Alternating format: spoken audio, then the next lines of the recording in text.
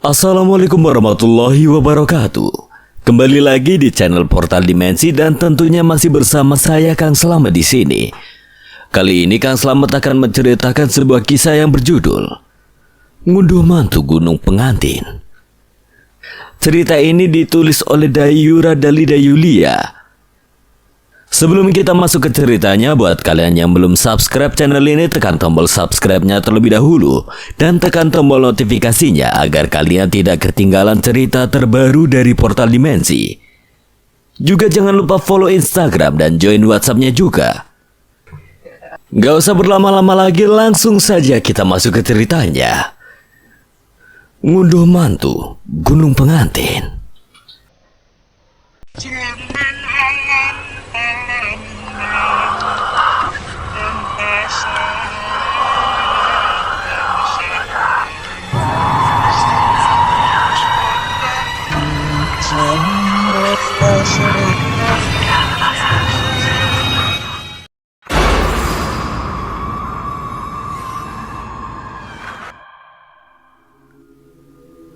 Mendakinya cewek apa cowok di? Cowok. Kok bisa dia malah ketemu di Kali Tuban? Dia menghisap vape sampai matanya memejam, lalu dia menghembuskan asap tebal dengan aroma matcha.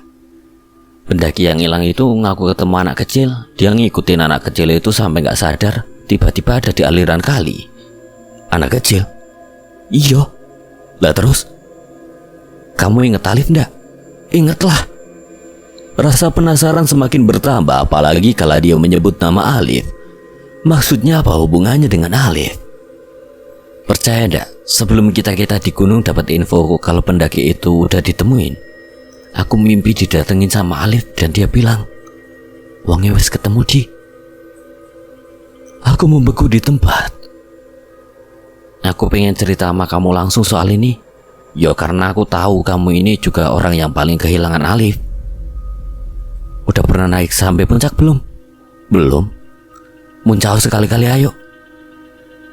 Aku membuka pintu rumah, gelap karena lampu ruang tengah yang rusak, masih belum aku belikan yang baru. Setidaknya lampu dapur dan kamar juga ruang lainnya masih menyala.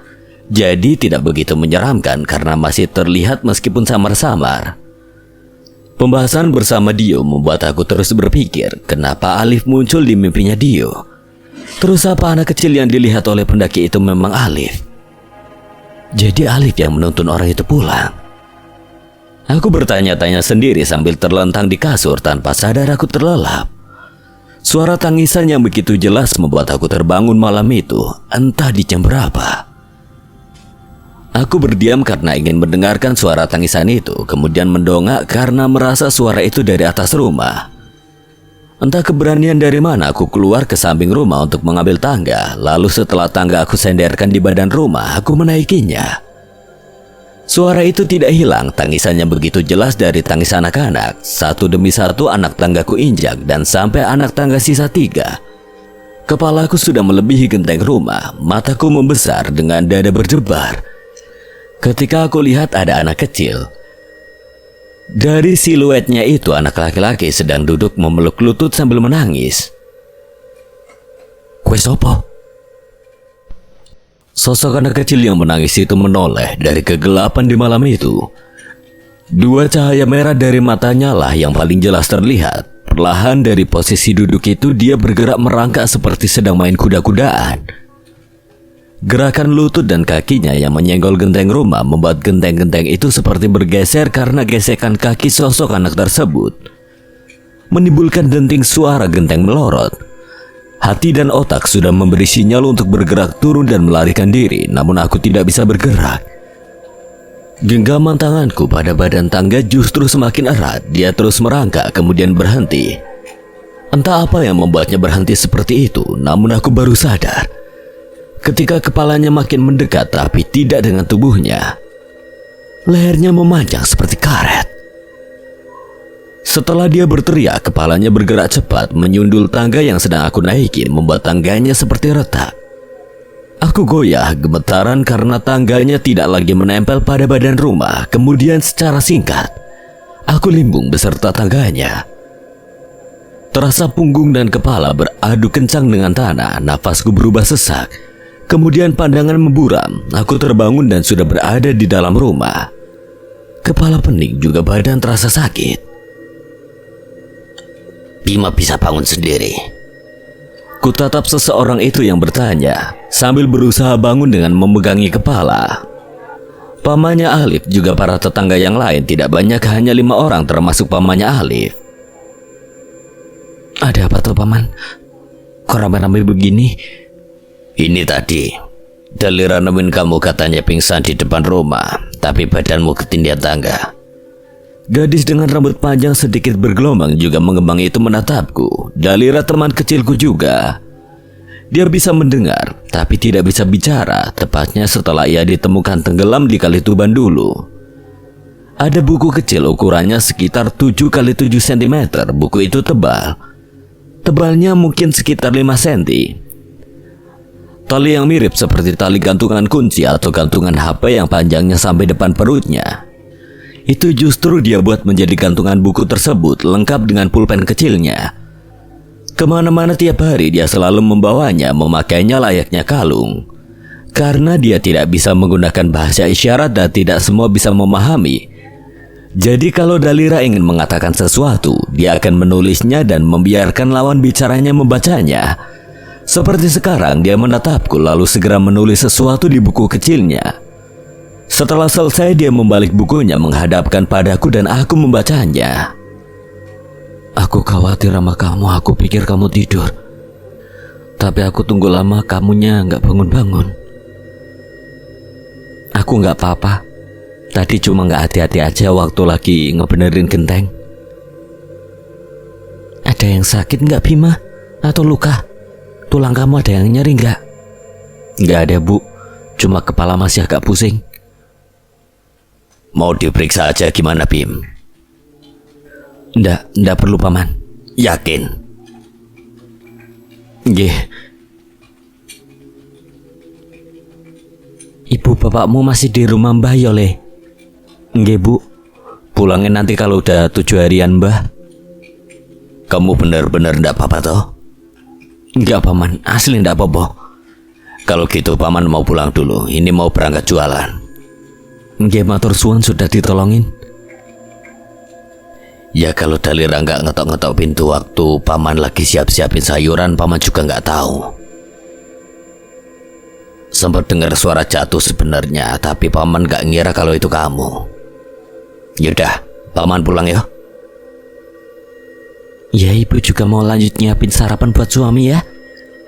Ya ibu, paman, sekali lagi makasih. Pamannya Alif dan ibu-ibu tetangga mereka mulai keluar rumah. Dalira masih duduk rapi sambil memperhatikan mereka yang pergi.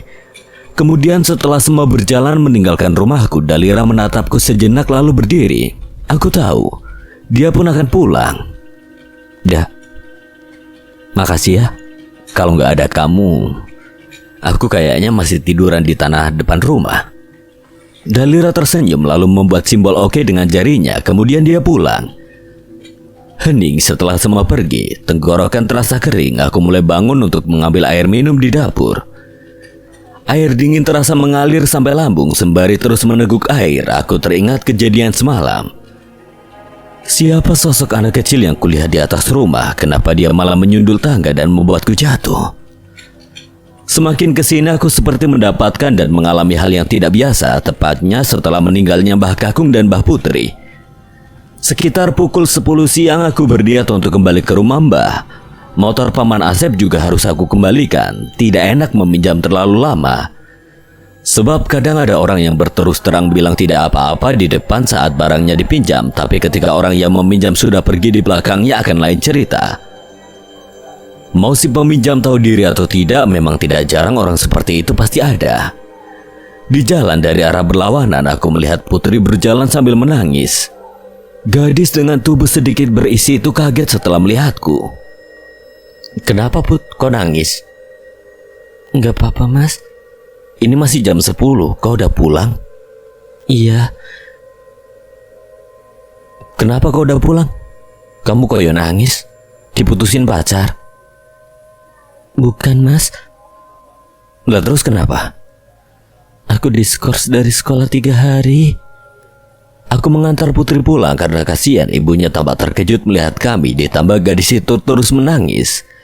Dio juga sepertinya melihat dari dalam rumah melewati kaca sehingga ia pun keluar. "Putri kenapa, Bim?" "Gak tahu aku. Aku ketemu di jalan lagi jalan pulang sambil nangis." Aku sudah memutar motor untuk pulang ke rumah Mbah, akan tetapi Dio malah menahanku dengan memegangi stang motor. "Kamu mau kemana? Baru datang kok mau pergi?" "Balik ke rumah mbahku. Ini motor pamanku, gak enak aku pinjam kelamaan, Di." "Nggak bisa, sini turun dulu, duduk. Ngopi dulu." "Kamu ini gak ada berberi ketamuan." Mau tak mau aku turun dan duduk di terasnya seperti biasa. Tidak lama Dio kembali sembari membawa 2 kopi saset. Kami akhirnya ngobrol cukup lama. Aku juga menceritakan tentang hantu anak laki-laki yang ada di genteng rumah semalam. Merinding aku cok dengernya. "Dia sampai buat kamu jatuh loh, Bim. Bahaya." Setiap kali aku bersiap akan pulang, dia selalu menahanku dengan berbagai hal. Seperti mengajakku main gitar, lalu ada tukang jualan lewat depan rumahnya. Dia memanggil membelikan aku makanan apapun yang dia beli, sampai aku yang belum makan saja sudah kenyang. Sekitar pukul 3:30 sore, azan mulai berkumandang. "Udah azan, aku tak pulang dulu, mau mandi, sholat." "Yaudah sana." "Tumben kamu ini beliin aku jajan terus." "Aku ini sama kamu kan temenan dari kecil, tapi jarang nongkrong kayak gini karena kamu sibuk kerja panggul kayu. Jarang-jarang kan kita ngopi bareng." Aku tertawa sambil membenarkan ucapannya. Aku pulang ke rumah untuk mandi. Saat mandi, listrik rumah mati. Aduh, token habis lagi. Jadi aku gelagapan dan hanya mengandalkan senter HP yang baterainya juga akan habis untuk berjalan ke kamar. Selesai sholat berjamaah di masjid, aku duduk bersila menyender pada tembok masjid. Kipas angin dari masjid langsung mengenai aku yang sedang duduk. Sampai tanpa sadar aku menutup mata lalu berbaring dan tidur. Aku merasa perutku ada yang menepuk, jadi aku bangun dan membuka mata. Gerakan cepat dan refleks karena kaget melihat Dalira memakai mukena putih. Bayangan mataku, aku teringat dengan Mbah Putri.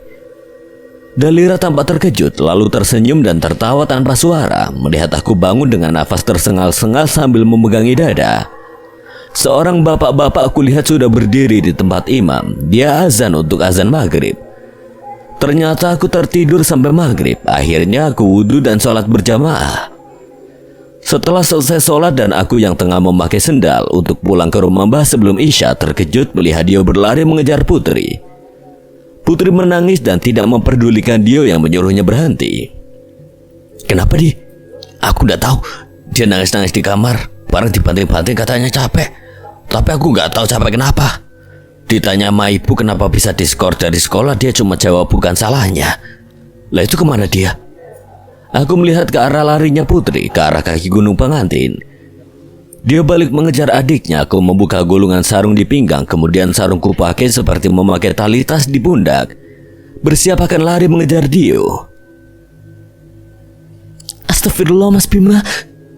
Aku menoleh. Para gadis menutupi wajahnya dengan atasan mukena yang masih mereka pakai, termasuk Dalira. Anak-anak tengil mulai tertawa riuh sambil menunjukku. "Ya Mas Bima udah gede kok pakai kolor Batman. Mana bolong lagi belakangnya." Aku segera menutup bagian bawahku dengan kelabakan. Pipiku panas. Malunya. Aku tidak tahu kalau kolorku bolong, tidak sadar pula. Terakhir memakainya kurasa tidak ada yang sobek. Kemudian aku teringat saat bapak bilang, "Le, kemarin celanamu bapak pinjem tapi sobek dikit, nanti bapak suruh ibumu jahitin kalau inget yo." Aduh bapak. Aku meringis malu. Sesaat setelah aku memakai sarung kembali seperti semula, di tengah riuhnya suara anak-anak nakal yang tengah menertawakan hingga membuatku sebal. Suara mereka mendadak berhenti tepat ketika aku melihat ibunya Dio juga berlari sambil menangis memanggil Putri. "Dok, kamu mau kemana, Dok?" Wanita itu ambruk berlutut di tengah jalan, menarik perhatian para anak gadis yang dengan cepat langsung berlarian menghampiri, membantunya berdiri. Ibunya Dio dituntun oleh para gadis untuk duduk di teras masjid. Aku segera lari menyusul Dio. Aku memang tidak tahu kemana tepatnya Dio lari mengejar Putri. Dari arah larinya aku hanya bisa menebak kalau mereka menuju kaki gunung. Sebelum aku sampai di penghujung desa, aku melihat Dio sedang berbicara dengan tetua desa, yaitu Mbah Jo. Melihat aku datang, Mbah Jo sedikit terkejut. Mbah, Putri gimana, Di? Aku gak bisa ngejar dia. Sabar, Le, Putri masih ada di sekitar sini. Mbah, tapi gimana cara saya nemuin Putri? Lansia yang usianya sekitar kepala 8 itu berhenti mengusap punggung Dio. Dia bergeming di tempat, lalu kedua tangannya ke belakang tubuh, kemudian ia menutup mata. Aku dan Dio saling bertatapan sejenak, dan tidak lama setelah itu Mbah Jo membuka mata. Dia menoleh ke arah kaki gunung yang gelap di penghujung gapura desa. Dari lampu jalan yang ada di depan gapura keluar Putri dari kegelapan. Dia menatap kami dengan terkejut, lalu berhenti melangkah saat dia berjalan ke arahnya. Put, kamu ini bikin Mas sama Ibu khawatir. Putri menarik tangannya dari cekalan Dio, membuat Dio dan Putri saling bertatapan. Aku dan Mbah Jo diam saja memperhatikan mereka. Mata Mbak Putri menunjukkan sisa-sisa bekas tangis. Dia merangkul tubuh gadis itu dari belakang dengan satu tangan, sedikit menarik agar mau berjalan. Kami berempat jalan pulang, aku di belakang berjalan bersisian dengan Mbah Jo, sementara Dio dan Putri berada di depan. Tepat ketika kami sampai di area masjid, Ibu Dio langsung berseru syukur karena putrinya telah berhasil dibawa pulang. Di, aku nggak bisa nganter sampai rumah yo. Aku harus langsung pulang ke rumah mbahku. Motor pamanku harus cepet dibalikin. Iya Bim, makasih yo sebelumnya. Nggak perlu makasih, aku nggak ngelakuin apa-apa kok. Makasih Mbah, udah bantuin Putri pulang. Dia pulang bersama Putri dan ibunya. Sambil berjalan bisa kulihat dalam dekapan ibunya Putri menangis. Ada hal yang ganjil dan aneh yang aku tangkap, tapi tidak jelas seperti apa. Azan Isya berkumandang, aku mengambil wudhu dan ikut sholat berjamaah. Setelah selesai sholat, aku berjalan menghampiri motor Paman Asep yang masih terparkir di halaman masjid. Tanpa berlama-lama, aku segera pulang menuju rumah Mbah. Sembari menyetir motor di perjalanan, pikiranku melayang mengingat kejadian beberapa saat lalu. Baru tahu kalau Mbah Jo punya kesaktian. Aku yakin memejamnya mata Mbah Jo sebelumnya itu sedang menggunakan kekuatannya untuk membantu Putri pulang. Kemudian aku langsung bablas melewati rumahku karena tas dan segalanya sudah aku bawa saat sekalian berangkat sholat maghrib tadi. Sesampainya di rumah Mbah, pengajian sedang berlangsung. Ada beberapa orang yang menengok keluar saat sedang membaca Yasin untuk sekedar menilik siapa yang datang dengan motor. Setelah motor terparkir, aku berjalan masuk lewat pintu dapur. Di dapur, Ibu dan Bi Inum sedang menyiapkan hidangan jajanan di atas piring. Kok pulangnya malam, Bim? Aku meletakkan tas di kursi plastik yang kosong di dapur, lalu duduk memperhatikan mereka. Tadi Bima ketiduran di masjid, Bi, maaf. Jadi sekalian aja sholat. Ada rasa tidak enak saat menjelaskan, takut Bi Inum hanya menganggap alasan lalu berpikir motornya akan dibawa main. Bi Inum mengangguk, dari wajahnya tidak kulihat ekspresi keberatan atau kesal, tapi entahlah dalam hatinya. Le, bantuin bikin teh yo, ini gulanya. Aku segera bangun lagi lalu membuat lusinan teh panas. Setelah teh selesai dibuat, tak lama Bi Inum dan Ibu mulai sibuk membawa piring berisi jajanan pasar ke depan. Pengajiannya sudah selesai. Secara inisiatif aku mengambil nampan dan membawa teh-teh yang tadi kubuat ke depan. Setelah semua terhidangkan semua, aku menghela nafas lumayan lelah ternyata. Nampan yang terisi gelas lebih dari 10. Sekali aku bawa itu tidak terlalu berat. Yang melelahkan itu harus berlutut saat Ibu dan Bi Inum menurunkan gelas-gelas teh dari nampan yang aku pegang. Dengan ditatap oleh puluhan gadis desa ini, jujur aku grogi dan malu. Selesai semua dibagikan, aku berjalan ke dapur. Dapur kembali sepi. Tersisa 2 gelas teh lagi di meja dapur. Aku segera duduk lalu mengambilnya satu. Saat aku sedang meneguk air teh, ada suara perempuan. Saya belum kebagian. Tanpa menoleh aku menjawab, itu masih ada satu lagi Mbak, ambil aja. Gelas itu diambilnya lalu diminum sedikit. Kurang manis. Tanpa membuat jarak dari bibir dan gelas, aku menggeser toples gula ke hadapannya. Dia membuka toples itu lalu menuangkan gula, 1 sendok penuh, 2 sendok, 3 sendok. Aku yang tengah minum berhenti karena heran terlalu banyak gula yang dia tuang. Mbak, nggak kemanisan. Enggak. Teh yang sedang aku minum menyembur keluar setelah aku terkejut mendengar suara tawanya. Kali itu langsung aku lihat wajahnya. Dia wanita yang sama yang telah menaburkan bunga pada air mandi Mbah Putri. Wajahnya pucat, matanya sempurna hitam. Dia menengguk air itu membiarkan aku yang duduk melihatnya minum dengan kaku. Wanita itu meminum teh dengan mata yang terus terbuka tanpa berkedip. Gerakannya kaku seperti orang melamun.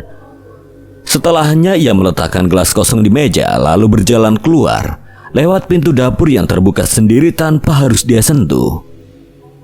Hantu ternyata juga butuh minum.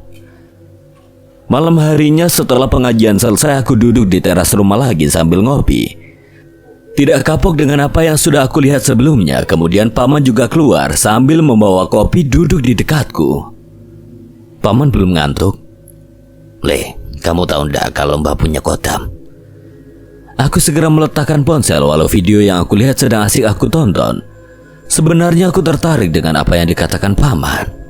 Enggak, Man. Mbah Putri sama Mbah Kakung punya kodam. Nggak tahu wujudnya kayak gimana, tapi mereka memang punya. Paman tahu dari mana?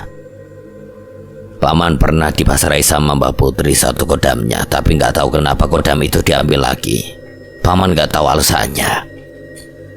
Emang wujud kodam Mbah Putri itu kayak gimana, Paman? Kodam mbahmu itu nggak cuma satu, ada beberapa. Tapi paman dipasarai yang wujudnya cewek. Aku tertegun. Sepertinya aku tahu siapa yang dimaksud paman. Saat paman menceritakan itu, hantu wanita yang minum teh di dapur tadi turun dari atas genteng lalu berdiri di halaman rumah. Dia menatap paman Asep dengan tatapan datar. Karena mbak udah nggak ada, jadi pasti kodam-kodam itu lepas dan sekarang pasti masih berkeliaran di rumah ini. Cuma paman nggak bisa lihat. Kamu bisa lihat mereka nggak, Le? Hantu wanita itu melihatku, matanya yang hitam dan wajahnya pucat. Dia menggeleng seolah mengisyaratkan padaku untuk menjawab tidak pada paman. Mataku secara bolak-balik melihat ke arah hantu wanita itu lalu pada paman Asep. Mereka sama-sama menunggu jawabanku. Ndak, Paman. Aku memilih untuk mengikuti isyarat dari hantu wanita itu. Merasa dari tatapan paman Asep membuatku tidak nyaman. Naluriku menerka kalau paman sedang mencari tahu sesuatu dariku. Karena rasa terintimidasi mendadak juga aku rasakan bersama tatapan paman Asep. Setelah mendengar jawabanku, paman Asep langsung memalingkan wajah sejenak kemudian menyeruput kopinya. Aku juga ikut menyesap kopi untuk menghilangkan rasa canggung dan tidak enak karena berbohong. Paman tidur dulu, Le. Paman berdiri tak lupa membawa kopinya masuk dalam rumah. Aku hanya mengangguk karena aku tahu ada kekecewaan dari raut wajahnya. Kali ini aku mengopi sendiri. Sosok hantu wanita juga sudah tidak ada di tempatnya tadi. Aku meletakkan gelas di dapur di sisi piring dan gelas kotor seperti biasanya. Paman Asep dan Bi Inu masih bersengkrama di kamar. Awalnya aku anggap itu hanyalah obrolan suami istri biasa. Tetapi saat kamar aku dengar namaku disebut, aku langsung menahan langkah dan beralih mendengarkan. Bima nggak tahu. Iya, katanya dia nggak lihat, tapi aku yakin dia bohong. Soalnya kemarin malam dia jelas ngomong ada banyak orang di depan rumah. Padahal aku sendiri aja nggak lihat apa-apa. Itu tandanya Bima emang bisa lihat, tapi dia pura-pura nggak tahu aja. Atau jangan-jangan kodam ibu sama bapak udah dipasarai ke Bima ya, Mas? Mana mungkin, aku agak ragu. Bima ini kan hitungannya masih kecil, belum terlalu ngerti hal-hal kayak gitu. Ya terus gimana kalau emang gitu nyatanya? Apa Bima dari dulu emang udah bisa lihat? Aku nggak tahu juga, Dek. Dari semua percakapan antara paman dan Bi Inum, aku masih berdiri di tempatku. Mataku menatap kain yang menutupi ruangan itu. Pandangan mengawang tapi tidak berpaling. Aku seperti mencoba menembus kain itu yang menjadi penghalang mata. Hanya ingin melihat lebih jelas ekspresi paman dan bibi seperti apa saat membahas itu. Teringat kalimat Mbah Putri malam itu agar tidak gampang percaya pada siapapun, lalu kembali menatap situasi sekarang. Apa ini yang dimaksud oleh Mbah Putri? Jangan percaya pada sembarang orang, meskipun itu keluarga terdekat sekalipun. Aku berjalan masuk ke kamar kemudian memikirkan perkataan paman dan bibi. Kenapa mereka mempermasalahkan aku bisa melihat sosok kodam itu atau tidak? Setelahnya ingat pada pernyataan Paman Asep kalau dia sempat dipasarai kodam Mbah Putri yang wujudnya perempuan, lalu tidak tahu kenapa dan apa alasan Mbah Putri mengambil lagi kodam itu darinya. Jangan-jangan alasan Mbah Putri ngambil kodam itu lagi karena Paman Asep ngelakuin kesalahan.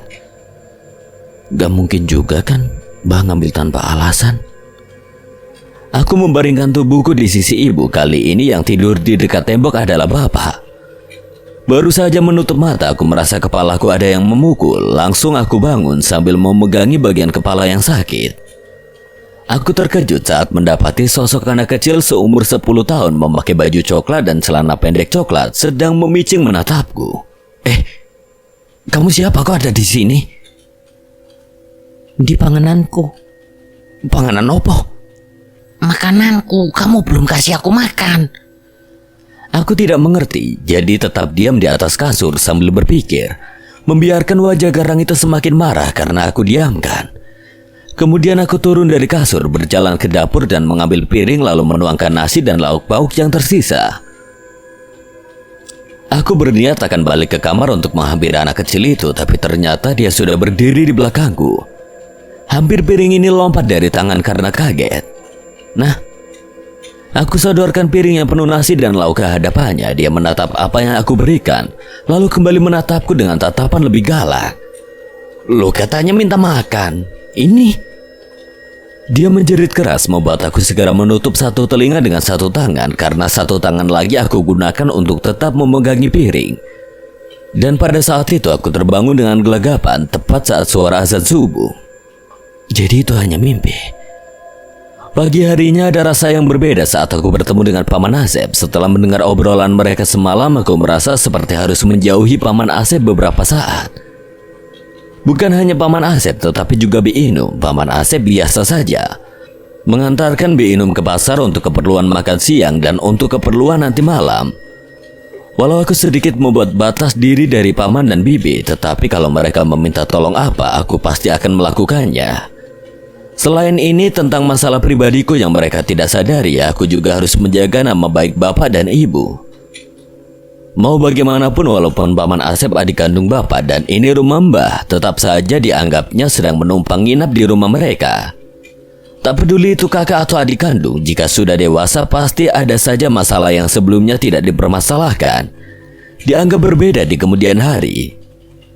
Aku memperhatikan ibu, walau ini adalah rumah mertuanya tetapi ditempati oleh adik paman dan bibi. Meski ibu adalah berstatus kakak, tetap saja ada rasa sungkan.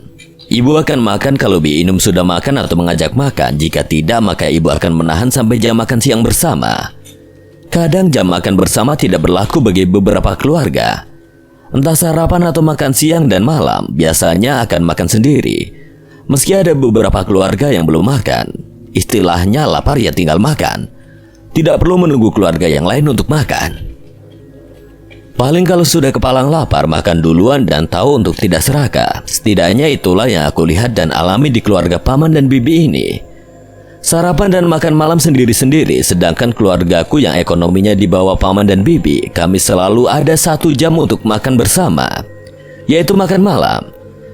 Tidak terasa pengajian tinggal 2 hari lagi untuk Mbah Putri. Malam harinya saat berlangsungnya pengajian, paman justru mengajakku ke sebuah ruangan di rumah ini.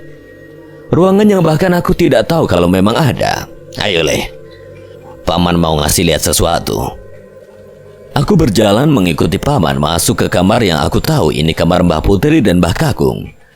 Ternyata ada 1 pintu lagi dan kami masuk ke sana. Ruangan itu tidak lebih dari sekedar gudang biasa. Hanya dilengkapi beberapa sesajen seperti piring kecil bundar dari keramik yang dipenuhi bakaran menyan. Ini tempat apa paman? Ini tempat mbahmu kalau mau ngobrol sama kodam-kodamnya. Aku termangu sekali lagi. Paman membahas soal kodam. Aku melihat sepasang kaki besar berbulu hitam kecoklatan. Bila dilihat sekilas itu akan terlihat bagai 2 tiang rumah yang saling berdekatan. Aku meneguk ludah merinding. Le, kodam mbahmu ini bisa buat orang hidup lebih lama, alias bisa jadi pelindung diri. Malam itu kalau nggak salah kamu beneran lihat banyak orang di depan rumah kan Le? Jantungku berdegup kencang seperti takut. Paman kali ini rasanya berbeda dari Paman Asep yang selama ini aku kenal. Kalau kamu beneran lihat, berarti kamu lihat ada sesuatu nggak di rumah ini. Kakiku sedikit seperti gemetar, rasanya benar-benar sedang diintimidasi. Kalau kamu lihat, kasih tahu paman. Di mana terus wujud apa, Le? Gak lihat apa-apa beneran. Jangan bohong sama paman, Bima.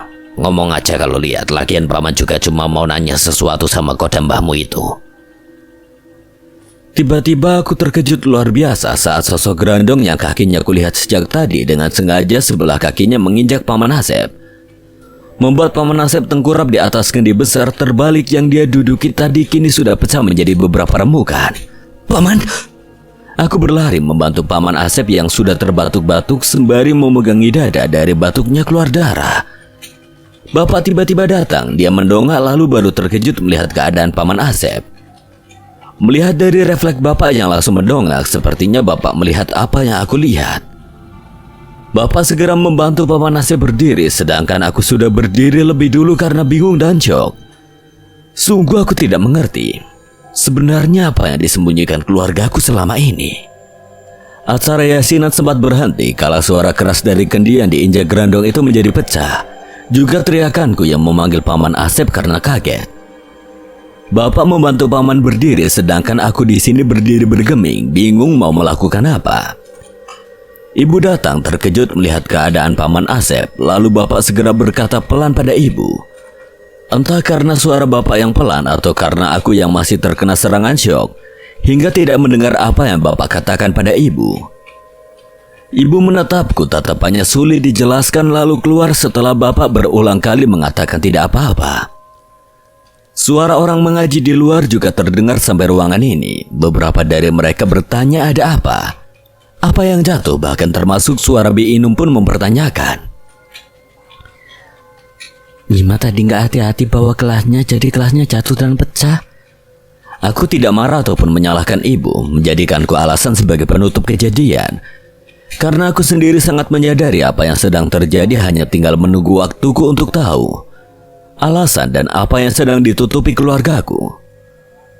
Paman dibawa ke kamarnya. Aku ditinggal di gudang ini bersama makhluk berbulu yang terus mengeram. Seperti belum puas sudah membuat Paman Asep hampir kehilangan nyawa. Tak lama bapak kembali ke gudang. Bima, ngapain di situ? Keluar! Untuk pertama kalinya setelah bertahun-tahun aku mendengar bapak bicara dengan intonasi tinggi padaku. Aku tidak ingat kapan terakhir kali bapak marah begitu. Dengan perasaannya tidak tentu, aku berjalan melewati bapak dan keluar gudang. Saat sedang jalan, kurasakan tatapan sengit dari bapak membuatku yang sudah umur 20 tahun ini saja takut. Rasanya aku seperti kembali ke masa kecil saat merasakan tatapan galak itu. Tenang Gorangrang, tenang. Aku sempat berhenti dan menoleh bapak memanggil makhluk itu Gorangrang. Bukannya namanya Wage. Melewati kamar mbah hingga akhirnya aku benar-benar keluar dari ruangan itu. Saat di luar, bapak langsung masuk ke kamar Paman Asep. Aku diam di dapur merenung kenapa bapak melihatku dengan tatapan itu. Aku sampai lemas memutar otak untuk mengingat kesalahan apa yang sudah aku lakukan. Bapak keluar masuk dari kamar paman membawa baskom kecil dan kain yang sudah terendam di air baskom.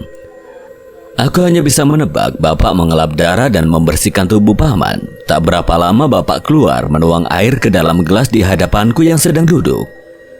Aku melihat bapak dengan canggung lalu kuberanikan diri bertanya. Pak, Paman Asep tidak dibawa ke rumah sakit aja? Emangnya kamu pikir yang buat Paman Asep begitu orang?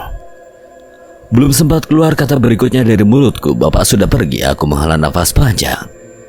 Bahuku merendah bingung, apa salahku? Tidak tahu sudah berapa lama aku terlelap, ibu membangunkanku untuk pindah kamar. Le, tidurnya di kamar?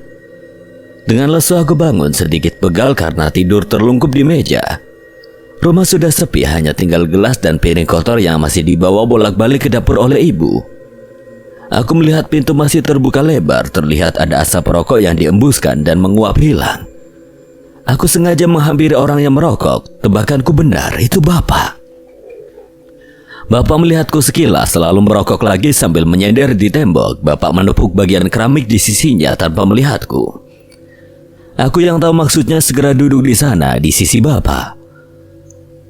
Bapak menggeser bungkus rokok yang terbuka ke depan kakiku. Ada 2 batang lagi tersisa. Bima kan nggak ngerokok, Pak. Aku mengingatkan Bapak kalau aku tidak suka merokok.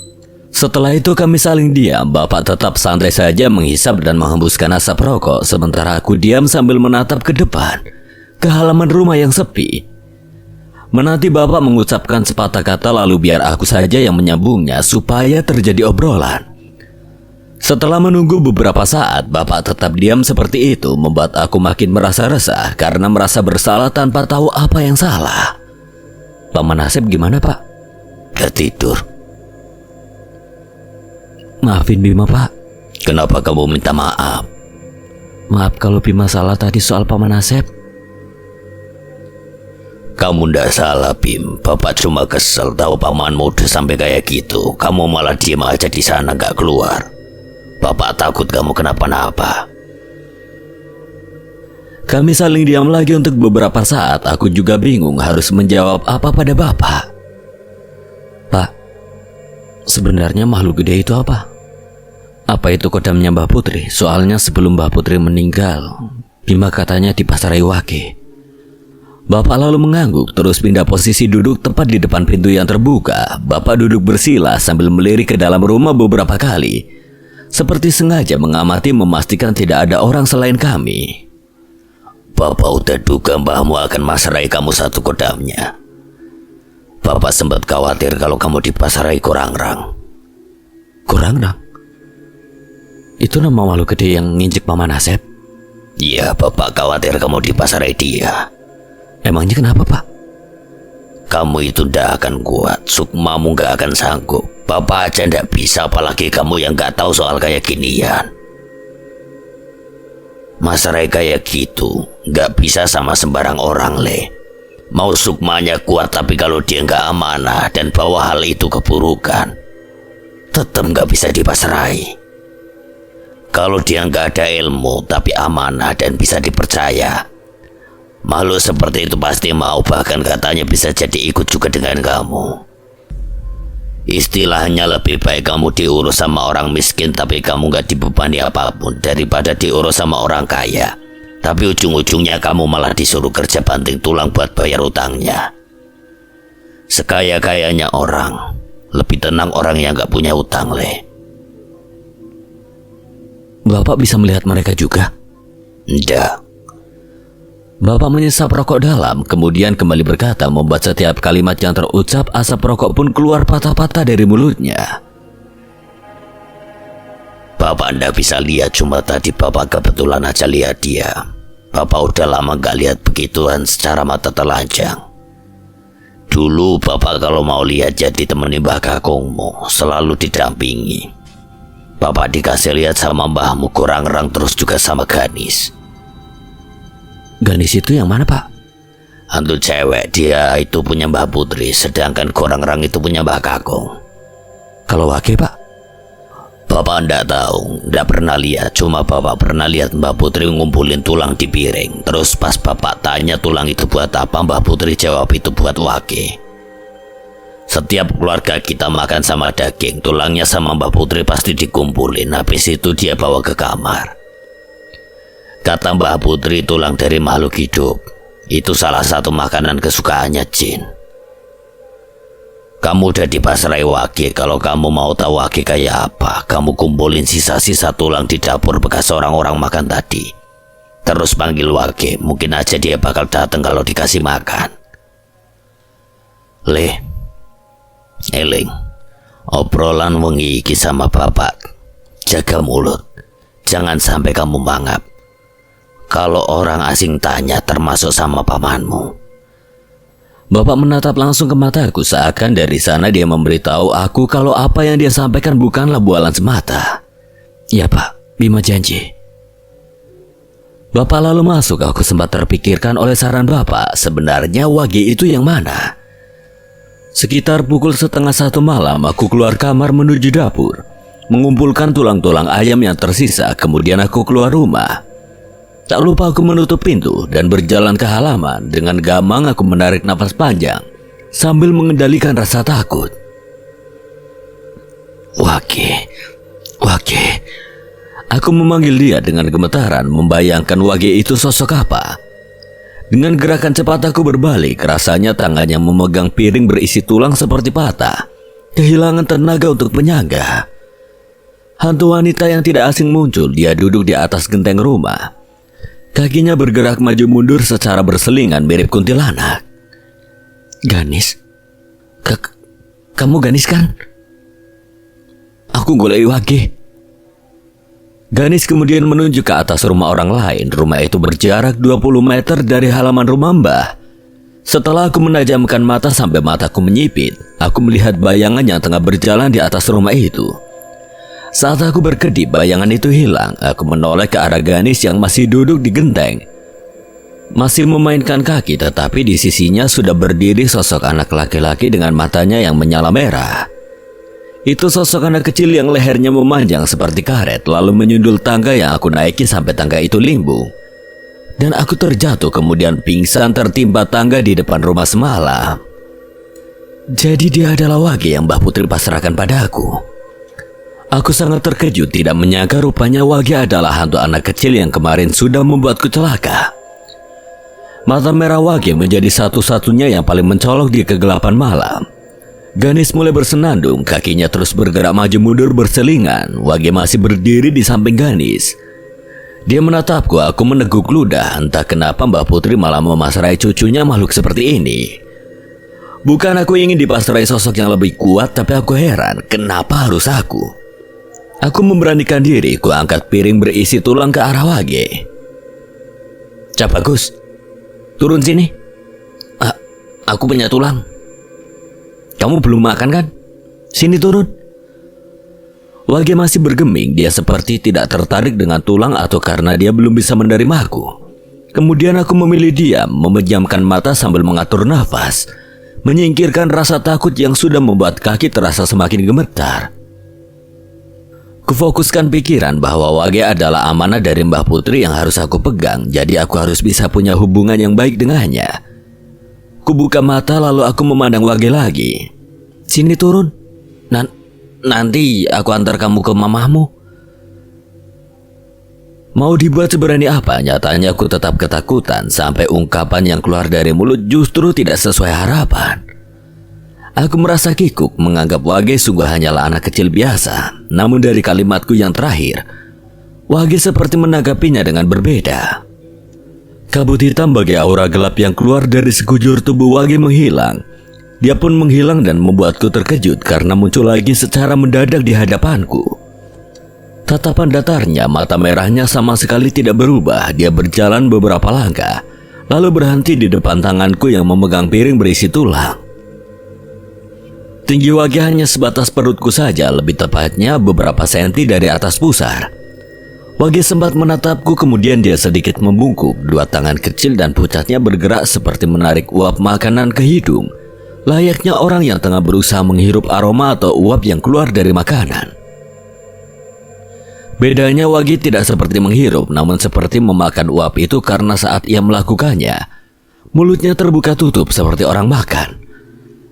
Ketika aku melihatnya begitu, ada rasa senang di dalam hati karena aku tahu Wage menerimaku sebagai tuannya yang baru. Beberapa saat Wage berhenti, sepertinya sudah selesai. Aku tetap memegangi piringnya, tapi aku menjauhkan piring itu dari hadapannya. Kami saling diam sampai aku berinisiatif ingin menyentuhnya. Ku gerakkan tangan secara perlahan, kaku dan gemetar. Aku takut Wage tiba-tiba melakukan hal tidak terduga lainnya, seperti mencakar atau menggigit. Mata Wage melirik tanganku yang mencoba menggapainya. Aku pikir dia akan tiba-tiba menghilang, ternyata tidak. Wage tetap diam bahkan saat telapak tanganku sudah menyentuh sempurna di pucuk rambutnya. Dengan debaran di dadaku, gerakan jari mulai benar-benar mengusap sampai aku benar-benar merasakan rambut Wage. Ya, kasar, rambutnya kasar seperti dugaanku. Dari gerakan pelan dan kaku hingga aku menjadi rileks menyentuhnya, tanpa sadar bibirku melengkung, aku tersenyum simpul. Saat sedang asiknya mengelus rambut Jin, Wage malah menghilang. Aku sempat mencarinya, melihat sana sini tetapi tidak ada. Mungkin ini sudah lebih dari cukup, setidaknya aku sudah berhubungan baik dengan Wage. Keesokan harinya aku disuruh pulang oleh bapak.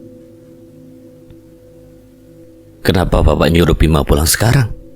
Kenapa nggak besok aja, bareng sama bapak dan ibu? Le, kamu ingat pembicaraan kita semalam? Saat ini anggaplah pamanmu ini musuhmu. Musuh dalam menjaga amanat. Bapak yakin pamanmu akan terus nanyain soal kodam mbahmu. Sebenarnya ada apa sih, Pak? Kenapa kesannya keluarga kita malah diam-diam jadi kayak musuh? Kayak ngerebutin sesuatu aja. Ya memang ada. Ada? Yo, ada Le. Mbahmu punya emas yang dikubur di satu tempat. Anggaplah itu harta karun keluarga kita. Dan yang tahu keberadaan emas itu cuma kodam-kodam mbahmu. Mereka memang sengaja disuruh buat jaga tempat itu. Dari sesiapapun yang mau nemuin, entah secara sengaja ataupun enggak. Pamanmu berusaha buat nyari tahu keberadaan tempat itu. Dia sempat dipasrai Ganis. Ganis dipaksa buat nunjukin tempat penyimpanan emas itu. Ganis itu jin yang setia dan amanah. Dia nggak mau ngasih tahu tempatnya. Dan itu malah buat pamanmu marah. Pamanmu nawarin Ganis ke seorang dukun dan minta ditukar sama jin lain yang dukun itu punya. Mbahmu tahu karena itu Ganis diambil lagi sama Mbah Putri karena pamanmu nggak bisa menjaga amanah. Aku terkejut luar biasa, rasanya bapak seperti sedang menceritakan sebuah dongeng sebelum tidur. Hanya saja ini bukan sekedar dongeng, tapi asal-usul masalah dari keluargaku.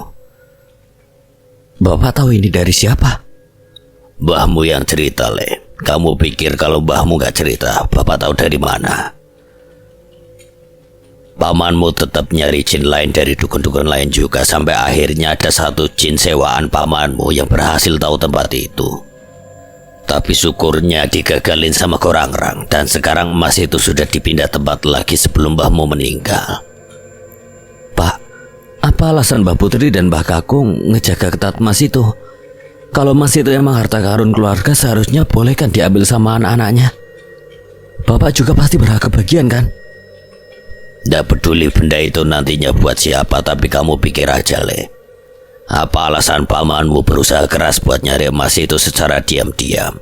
Walau dia selalu nggak tahu kalau mbahmu itu juga selalu tahu. Itu karena pamanmu pengen menguasai emas itu sendiri. Serakah, Le. Pamanmu ini serakah.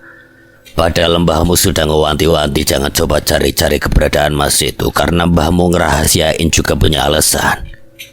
Apa alasannya, Pak? Bapak juga nggak tahu.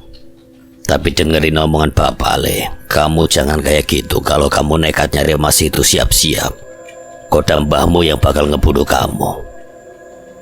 Sekujur tubuh langsung dingin. Ternyata dibandingkan dengan Paman Asep yang anak kandung Mbah Putri dan Mbah Kakung, rupanya makhluk gaib seperti mereka jauh lebih amanah dan setia. Paham kamu, Le? Paham. Bima paham, Mbak. Bagus, sekarang kemasi barang kamu cepat pulang. Beres 7 hari Mbah Putri, bapak sama ibu pasti pulang. Bapak mengambil dompetnya lalu memberikan uang 2 lembaran merah dan 1 warna biru padaku. Bapak menyelipkan secara cepat ke genggaman tanganku. Pak, apa ini? Kok Bima dikasih uang? Udah ndak apa-apa, Le. Bapak lagi pengen ngasih ke kamu. Cepat pulang. Aku menjadi sedikit agak tidak nyaman karena bapak bukan sekedar menyuruhku pulang, tapi seperti berusaha menjauhkan aku dari hal-hal buruk. Seolah hal buruk itu sudah mulai mengintai. Aku mengemasi barang-barang. Setelah bapak keluar, dia bicara dengan indah. Gadis SMA yang gayanya kalau mau pergi dandanannya seperti penyanyi dangdut akan konser. Setelah siap aku keluar kamar, namun baru selangkah kaki keluar dari kamar sambil menyibak tirai. Ibu secara tiba-tiba mendorong dadaku sambil berjalan maju, jadi aku refleks melangkah mundur. Setelah kami berdua berada di kamar, ibu memeluk erat. Hati-hati di jalan, Le. Ya, Bu. Bima kan cuma pulang. Nanti beres urusan 7 harian Mbah Putri, ibu juga pulang sama bapak. Kayak perpisahan mau kemana aja, Bu. Ibu seperti tidak peduli dengan perkataanku, masih memelukku erat dan sungguh itu menciptakan tanya di benak. Aku keluar dari kamar. Benar kan gadis SMA itu sudah mirip artis dangdut yang akan konser? Bibirnya berkilap seperti ada glitter, bulu matanya lentik dan tebal. Aku menggeleng. Pamitan sama Paman Asep dan Bi Inum, Le. Aku mengangguk melangkah ke kamar dan terlihat Bi Inum sedang menyuapi Paman Asep sarapan. Paman masih terbaring sejak kejadian itu. Mereka menoleh ketika aku menyibak tirai pintu kamar. Bi, Paman, aku pamit pulang dulu nggih. Aku meraih tangan Paman Asep, menyalaminya lalu juga Bi Inum. Saat kulit dahiku bersentuhan dengan punggung tangan Paman Asep, dahiku seperti tertusuk duri, membuatku terperanjat dan melihat tangan mereka, tapi tidak ada yang aneh. Hati-hati, Bim. Ya, Bi. Paman yang cepat sembuh ya. Paman hanya mengangguk sambil tersenyum simpul. Bima pulang, Pak. Saat aku menyalami tangan bapak dan ibu, selalu disertai ucapan di belakang kepalaku. Ingat kata-kata bapak sama ibu ya, Le. Iya, Pak. Gadis kecil 9 tahun, adiknya Indah, Tika, melihatku dengan terperangah. Dia selalu tidak mau aku ajak bicara, tetapi setiap kali aku senyumi selalu berjingkrak malu. Tika, Mas pulang ya? Dia mengangguk sembari menutupi wajahnya di tiang rumah. Aku pulang sekitar jam 8 pagi. Walaupun aku diantar oleh Indah, tetapi aku yang menyetirnya.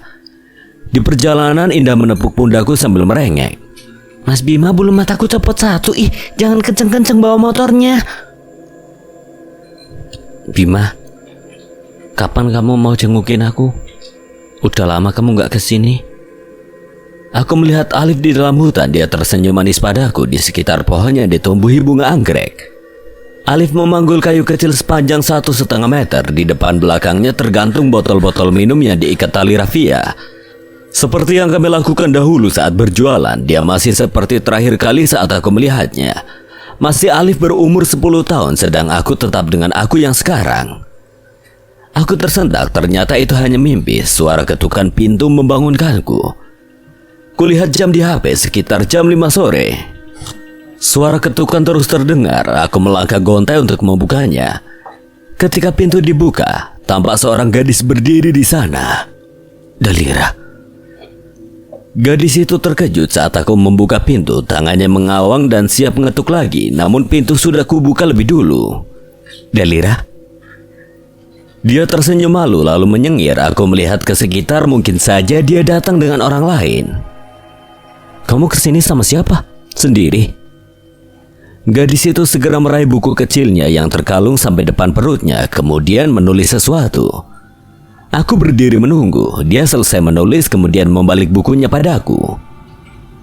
Aku dari kemarin emang sengaja selalu mampir ke rumahmu buat ngecek keadaan kamu. Karena aku gak bisa panggil kamu, jadi aku cuma bisa ketok pintu. Kalau beberapa kali aku ketok gak ada respon, berarti kamu belum pulang. Oh iya, aku baru pulang tadi pagi. Aku juga baik-baik aja. Lagi matanya melihat ke belakangku, ke dalam rumah. Kedua alisnya sedikit mengkerut. Dia memperlihatkan raut wajah seperti sedang berpikir. Mikirin apa? Ia tersenyum sambil menggelengkan kepala dan menggoyangkan dua tangannya secara gugup. Dalira menulis sesuatu lagi. Kalau gitu aku pulang dulu. Lah, kamu mau pulang? Aku cuma ngecek keadaan kamu aja. Dia kemudian berbalik dan melenggang pergi. Aku tetap memandangi punggungnya dari pintu. Dia beberapa kali berbalik lalu tersenyum dan tubuhnya hilang dari pandangan. Saat ia berbelok setelah keluar dari halaman rumahku. Dalira adalah gadis yang cantik dan sangat manis bagiku. Sayangnya dia harus kehilangan suaranya setelah tenggelam di Kali Tuban. Entah kenapa bisa suara hilang hanya karena tenggelam. Aku menutup pintu lalu sedikit tersenyum tanpa sadar mengingat kalau Dalira sengaja datang ke rumahku berulang kali hanya untuk mengecek keadaanku. Manis sekali dia. Sikapnya maksudnya. Pulang dari sholat Isya di masjid, aku bertemu Dalira sedang berjalan bersama Putri. Gadis SMA yang tubuhnya sedikit berisi tersebut tampak murung. Kantung matanya hitam menandakan betapa kurang tidurnya. Kamu mau antar Putri pulang? Dalira mengangguk, raut wajahnya tampak sedih ketika menoleh pada Putri. Putri sendiri diam saja seperti tidak peduli ada yang bertanya, atau mungkin dia tidak sadar dan pikirannya sedang memikirkan sesuatu. Kalau gitu ayo bareng, aku juga mau sekalian ke rumah Dio. Kami bertiga berjalan bersama. Sepanjang perjalanan hanya ada suaraku saja yang beberapa kali bertanya pada Putri. Dia habis dari mana, tetapi tak kudapatkan jawaban sepatah kata pun darinya. Tampaknya ia sedang merasakan kesedihan yang mendalam. Saat aku sampai, kami melihat Dio tergesa-gesa keluar dari rumah. Memakai peci, kemeja lengan pendek berwarna biru dengan bawahan sarung batik. Di tangannya ada kunci motor. Setelah melihat kami datang, Dio berhenti dan tersengang, kemudian khawatir sambil mempertanyakan keadaan Putri. Kamu dari mana, Put? Putri menepis tangan Dio yang menyentuh pundaknya, menatapnya nyalang dengan mata lelah itu. Gak usah sok perhatian, bisa gak, Mas? Putri mendorong dada Dio untuk menyingkir dari hadapannya. Setelahnya Putri berjalan hendak masuk ke rumah. Sebelum sampai pintu, lelaki dengan tato yang bisa kukatakan banyak dan hampir penuh di tubuhnya keluar dari rumah. Putri tercekat, dia sempat berhenti hingga lelaki itu keluar dari pintu baru dia lanjut jalan. Itu ayah tiri Dio dan Putri. Aku lagi-lagi seperti menemukan hal yang ganjil. Di, adikmu sama kamu itu marahan kenapa sih? Kok kelihatannya Putri kayak marah banget? Angel aku nyeritakin nih, Bim. Maaf ya. Akhirnya kami ngobrol di depan rumah Dio. Bila biasanya kami berdua, kali ini kami bertiga bersama Dalira.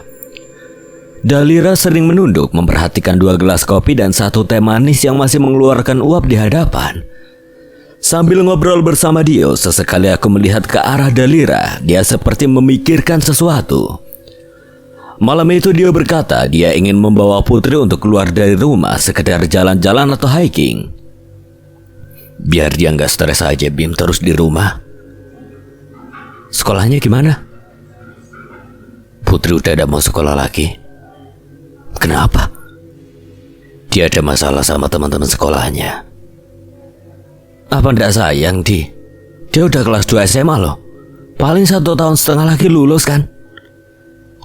Jujur sayang sekali mendengar Putri yang mampu disekolahkan oleh orang tuanya harus putus di tengah jalan. Sedang aku yang dari dulu ingin sekali terus bersekolah, justru bapak dan ibu tidak sanggup menyekolahkanku.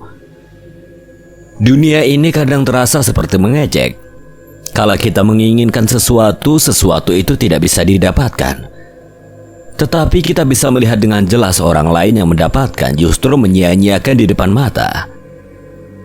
Apa yang bagiku sangat berarti dan ingin aku rasakan, bagi orang lain tidak lebih dari kata hanya. Bisa membuangnya dengan gampang, sementara bagiku ingin mendapatkan pun tidak mungkin. Itulah pentingnya bersyukur. Puncak yuk. Kamu belum pernah naik sampai puncak kan? Ayo sekali-kali naik, pemandangannya cantik loh. Dalira yang sejak tadi menunduk langsung mengangkat wajahnya. Dia segera menulis sesuatu dan menunjukkannya pada Dio. Apa di atas sana benar-benar bagus banget pemandangannya, Di? Bagus banget dah. Ayo ikut puncak bareng. Nanti aku ajak Putri. Gimana, Bim? Dalira juga mau loh. Aku teringat tentang mimpi soal Alif. Bertahun-tahun sudah, baru tadi aku mimpi dia lagi. Aku menoleh ke arah di mana gunung itu berdiri. Kulihat puncak hitam di sana, seolah itu dekat hanya beberapa meter saja. Apa aku harus naik? Simaksi berapa, Di? Murah. Cuma 35.000, Bim. Ya udah kalau gitu, ayo naik. Aku berjalan berdua dengan Dalira. Dia terus menatap ke depan seperti tidak mau melihat ke arahku. Ya. Aku refleks mengulurkan tangan di hadapannya saat ia tersandung, menahan tubuhnya agar tidak jatuh tersungkur ke depan. Dalira menoleh lalu tampak tersenyum malu. Hati-hati jalannya. Kami lanjut berjalan sampai aku merasa di belakang ada yang sedang mengikuti.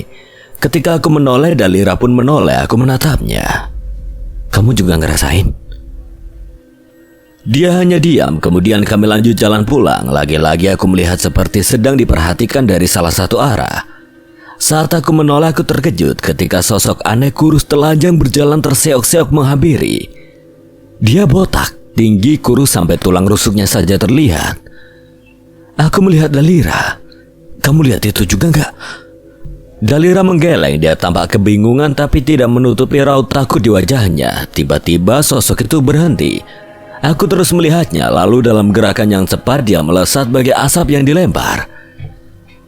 Pandanganku mengikuti kemana asap itu melesat, lalu masuk ke tubuh Dalira. Mataku membola, refleks aku berjalan mundur menjaga jarak. Sadar Dalira telah dirasuki. Dalira sempat berjingkat, mendongak, lalu dia melihatku. Dalira terkekeh, kepalanya miring sampai rambutnya menutupi separuh wajahnya. Kemudian tangan Dalira menunjuk ke arahku, membuat aku terpaku. Kamu tidak bisa pergi lagi, sudah saatnya kamu jadi penutup dari janji yang sudah kalian jalani. Dalira tertawa, suaranya bergema dan sedikit beriton. Meski begitu, suara perempuan dari Dalira sendiri juga jelas bisa aku dengar. Dari arah yang tidak disangka-sangka, aku merasakan ada yang datang lagi. Ketika aku menoleh sana-sini, akhirnya aku menemukan siapa yang datang, yaitu Wage. Wage berjalan dengan mata merahnya. Dari pertemuan terakhir bersama Wage, aku seperti tidak merasa takut lagi. Dalira yang masih dirasuki setan itu menoleh pada Wage. Kemudian ketika mereka berdua saling memandang, Dalira menyeringai, lalu dia terhentak sekali dan jatuh berlutut. Aku menghampirinya, membantu dia bangun, tetapi dia seperti kehilangan banyak tenaga hingga menolak untuk berdiri. Wage memperhatikan di tempat. Dalam keadaan yang tampak lemas, dia menulis sesuatu. Aku tidak bisa melihatnya karena cahaya lampu jalan tidak cukup membantuku untuk membaca tulisannya. Secara cepat aku merogoh saku dan mengambil ponsel, menyalakan senter. Bima, jangan bilang soal ini sama siapa-siapa ya. Aku melihat wajahnya yang manis tapi sudah berkeringat, juga nafasnya yang ngos-ngosan. Kenapa? Aku gak mau orang lain tahu, cukup kamu aja. Maksud kamu tentang kamu yang kerasukan? Dia mengangguk dengan cepat. Kenapa? Apa kamu emang sering kayak gini? Kamu bisa melihat mereka juga. Aku cuma bisa ngerasain keberadaan sama pas mereka datang aja. Tapi aku gak bisa lihat mereka. Aku meneguk ludah, masih berlutut, sedang Dalira masih bersimpu di tanah. Dalira meraih tanganku, kemudian menggenggamnya erat, tatapannya memohon agar aku tetap merahasiakan kebiasaannya. Ya, aku janji. Aku pulang membuka pintu sembari menggenggam satu bohlam lampu yang baru saja aku beli tadi. Ketika pintuku tutup, aku mendongak melihat lampu rusak yang masih menggantung di tempatnya dalam kegelapan rumah. Tiba-tiba niat untuk memasang lampu yang baru seperti menjadi malas. Besok aja lah pasangnya. Aku memilih masuk ke kamar, langkahku lemas memikirkan perkataan dari sosok yang merasuki Dalira. Apa maksudnya penutup janji yang udah terjalin? Ponsel berdiri singkat, aku yang masih berdiri di bangku baru saja memasang bohlam lampu yang baru menoleh ke meja, di mana benda segi panjang itu berbunyi. Aku turun mengangkat bangku dengan satu tangan untuk menyimpannya kembali di dapur. Setelahnya baru melihat pesan dari siapa yang masuk. Wak pulang hari ini, Mas? Langsung aku mengetik untuk membalas pesan dari Indah. Ya. Kemudian dering singkat lagi, lalu muncul di layar atas nama Dio. Sini Bim, kita bahas persediaan apa aja sebelum berangkat. Ya, kamu punya nomornya Dalira nggak? Dia jadi ikut kan? Aku ndak punya. Kamu datengin aja ke rumahnya. Ajak ke sini buat bahas juga. Kayaknya dia serius pengen ikut. Oke. Sekitar pukul 1:30 aku sengaja datang ke rumah Dalira. Rumah bercat biru dengan lantai keramik berwarna dan corak random. Rumah itu tampak sepi. Aku mengetuk pintu, lalu terdengar suara gerakan orang membuka pintunya dari dalam. Wanita tua kurus setinggi 150 cm menatapku. Dia tercengang, raut wajahnya seperti mencoba menyebut nama, namun terjeda karena sepertinya ia lupa. Maklum, aku juga sudah lupa berapa lama tidak bertemu dengan Bude Rami. Semenjak beliau sakit-sakitan, jarang sekali aku lihat keluar rumah. Dalam tahun ini kami pernah bertemu beberapa kali, namun hanya sekedar senyum sapa. Itu pun aku yang memulainya. Beliau tidak pernah menyebut namaku. Aku tersenyum lalu mengangguk sekali. Assalamualaikum Bude. Lebih mah. Iya. Pangling Bude sama kamu, Le. Tumben mampir ke sini nyari siapa, Le? Itu Dalira, Bude. Ada. Dalira lagi nyuci di sungai, coba kamu susul aja. Udah lumayan lama soalnya. Oh, ya kalau gitu Bima nyusulin dulu ya. Akhirnya aku berjalan ke sungai untuk menyusul gadis itu. Di desa ini ada 2 sungai. Satu Kali Tuban yang airnya mengalir tepat sekali dari Gunung Pengantin. Kedua adalah sungai biasa. Airnya memang masih dari terusan Kali Tuban, tetapi airnya tidak terlalu besar, tidak selebar Kali Tuban. Aku menuruni tanah yang dibuat seperti tangga. Aku berjalan menuju ke tepi sungai. Terlihat keranjang baju penuh dengan baju yang sudah diperas. Artinya Dalira sudah selesai mencuci. Karena penasaran, aku tetap mendekati sisi sungai, kemudian menoleh ke sekitar aliran. Saat aku menengok ke kanan, terdengar teriakan dan seperti seseorang yang jatuh ke air. Aku tercengang melihat Dalira terduduk di sisi sungai yang dangkal dan hanya semata kaki. Handuknya yang melingkari tubuhnya basah. Dia pegang erat handuk itu sembari menatapku dengan pipi yang bisa kulihat berubah merah muda. Dalira, kok iso tipu sih? Aku bergegas membantunya berdiri, lalu tiba-tiba hening setelahnya. Aku juga menjadi salah tingkah melihatnya begitu. Kemudian untuk menyembunyikan perasaan yang sudah bingung, aku menjelaskannya. Aku berbalik berjalan ke arah keranjang cucian meninggalkan dia. Kamu kalau jalan hati-hati, jadi basah semua kan? Kepleset. Dia hanya menggeleng. Terus kenapa bisa jatuh? Dia menunjukku lalu memalingkan wajahnya karena sekarang bukan hanya pipinya yang merah muda, tetapi semua wajahnya. Lah kok aku? Aku kan baru datang, gak nyentuh kamu juga sebelumnya. Kok kamu bisa jatuh? Fitnah nih. Dia mengeratkan pegangan pada handuk lalu menggeleng seperti tidak terima dengan perkataanku. Ya udah, ayo pulang. Dia nyuruh kita ke rumahnya buat bahas rencana muncak besok. Kamu jadi ikut gak? Dalira mengangguk. Aku berjalan lebih dulu, kemudian aku menoleh untuk memastikan dia jalan. Akan tetapi Dalira seperti kebingungan bagaimana membawa keranjang cuciannya. Kenapa gak diangkat? Ayo. Dia diam berulang kali berusaha mengangkat, lalu membenarkan selipan handuknya yang basah. Makanya hati-hati kalau jalan tadi, jadinya kepleset kan? Pakai nuduh aku lagi yang buat kamu jatuh. Dua tangannya masih memegangi handuk. Dengan wajah begitu, aku tertawa karena dia tampak lucu. Kuangkat keranjang penuh cucian itu, aku memanggulnya. Barulah kami berjalan menaiki tanah tangga satu persatu. Aku mau nanya, kita muncak mulai besok gimana? Lah, besok? Kita belum nyiapin keperluannya loh. Soal logistik biar aku aja yang belanja dan nyiapin. Kalian cukup bawa piring 4, gelas 4, tapi jangan beling ya, biar gak berat. Bawa jaket, pokoknya nanti aku kasih tahu di chat aja. Emang kenapa kau pengen cepet-cepet di? Aku kasihan lihat Putri Bim, dia benar-benar butuh refreshing. Kalau di rumah aja dia kayak tertekan. Sebenarnya ada apa sih kalian ini? Aku gak bisa cerita sama kamu intinya. Aku merasa bersalah sama ngerasa berdosa sama Putri. Dia menunduk, dia menghisap dalam vape-nya. Aku dan Dalira sempat berpandangan. Maksudmu piye? Bersalah, berdosa apa? Dia tidak menjawab, ia hanya menggeleng.